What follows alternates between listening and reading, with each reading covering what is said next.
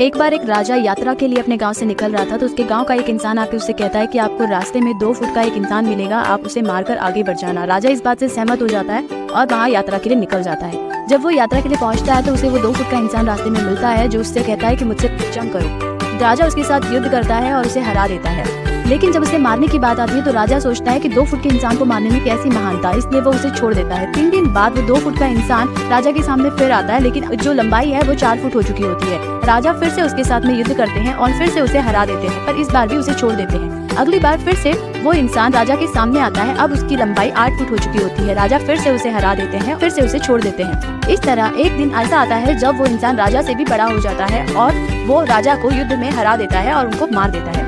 दोस्तों, हमारे साथ भी ऐसा ही होता है। जब हमारे सामने तकलीफें या परेशानियां छोटी बनकर आती हैं तो हम उन्हें इग्नोर कर देते हैं और एक दिन ऐसा आता है कि ये छोटी छोटी परेशानियां एक बहुत बड़ा विकराल रूप धारण कर लेती हैं।